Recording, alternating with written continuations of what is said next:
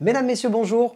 Aujourd'hui, dans ce nouvel épisode de la Méta, on va parler encore une fois des taux, mais cette fois-ci des Eldar. Bienvenue dans la Wargame Room.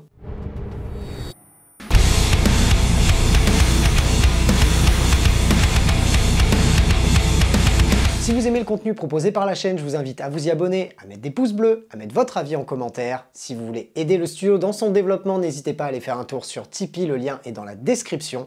Et pour ma part, vous pouvez me retrouver tous les lundis et jeudis à 21 h sur Twitch. On commence avec quelques informations sur l'armée Tau, notamment autour du transport Devilfish, le transport iconique de l'armée Tau, le seul transport de l'armée Tau d'ailleurs. On va avoir la possibilité, si on a sélectionné le Montka au début de la partie, on va avoir la possibilité de faire un mouvement d'avant-bataille de 9 pas.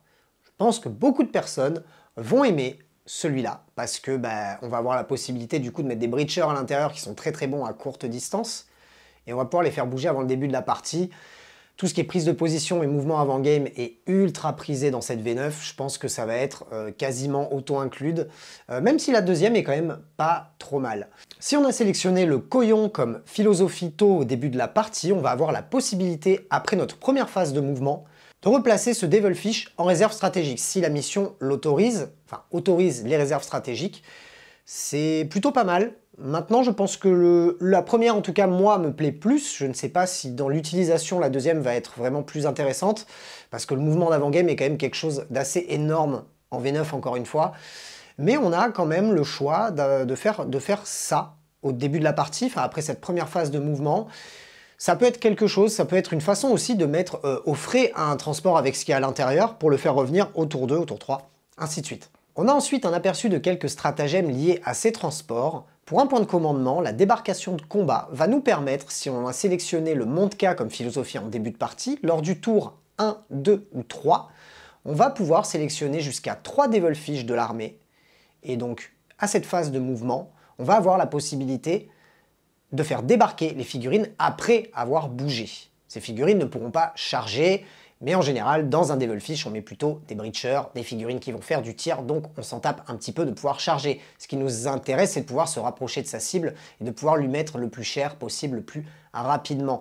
À savoir que couplé avec la particularité du Devilfish, c'est qu'on a ce mouvement d'avant-game si on a sélectionné le Montka, et dans ces cas-là, on va faire déjà 9 pas d'avant-game, puis à notre phase de mouvement, on va refaire notre mouvement, on va faire débarquer les figurines. C'est un truc de ouf, ça va être vraiment très rentre-dedans dès le tour 1, et on avait vraiment besoin de ça, je pense, sur une armée Tau qui était réputée comme très statique et très fond de table. Et si l'on a sélectionné le Koyon, on va pouvoir faire exactement la même chose, sauf que ça sera sur le tour 4 ou le tour 5. Je pense que généralement on va préférer le faire dès le début, parce que en général au tour 4, au tour 5, si on est Tau et qu'on n'a pas eu une bonne game, on n'est plus trop là sur la table.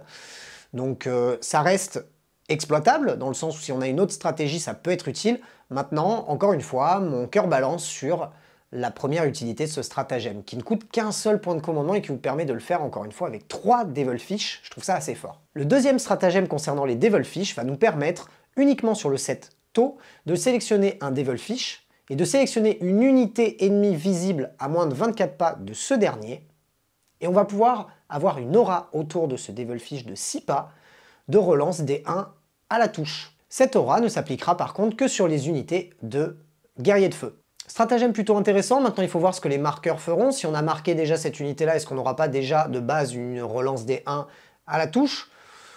À voir, c'est bien d'avoir ça dans son carquois. Est-ce que ça va être beaucoup utilisé? Ça coûte mine de rien qu'un seul CP. À voir, ça reste un outil viable et on verra une fois sur la table ce que ça donne.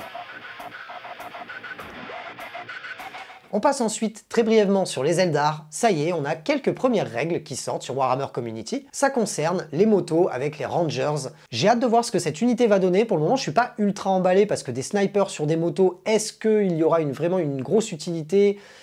À voir. Maintenant, on a au moins les règles spéciales de cette unité et ça peut, mine de rien, être sympa, non pas pour sniper des unités, mais plutôt pour faire de la prise de position. La première capacité nous permet de pouvoir bénéficier du couvert léger comme si l'on était de l'infanterie. Et à chaque fois qu'on allouera une blessure à cette unité et qu'elle bénéficie du couvert léger, on va pouvoir ajouter +1 à sa sauvegarde d'armure.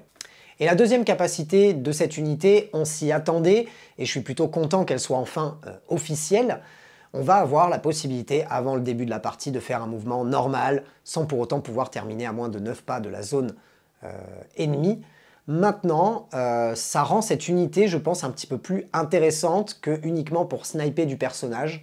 Ça va nous permettre de prendre la table, d'aller même juste un peu embêter, aller un peu agresser son adversaire, même si ça ne sera pas très fort.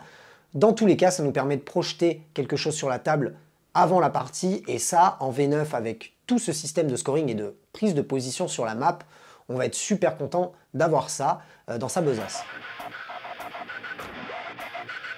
C'est tout ce que je pouvais vous dire aujourd'hui sur ce que Warhammer Community nous a communiqué. J'ai très hâte d'en savoir un petit peu plus sur ces Eldar, même s'il y a beaucoup d'infos qui leaks dans tous les sens sur internet.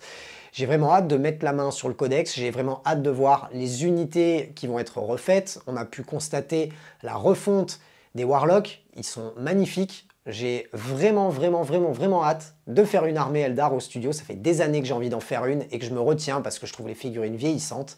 Alors là, je peux vous dire que je vais vraiment me faire plaisir. Si vous avez aimé cette vidéo, n'hésitez pas à y mettre un pouce bleu. Donnez-moi votre avis en commentaire sur ce que vous attendez du codex Eldar. Et est-ce que vous êtes ultra hypé par la sortie du codex TOW ce samedi en précommande?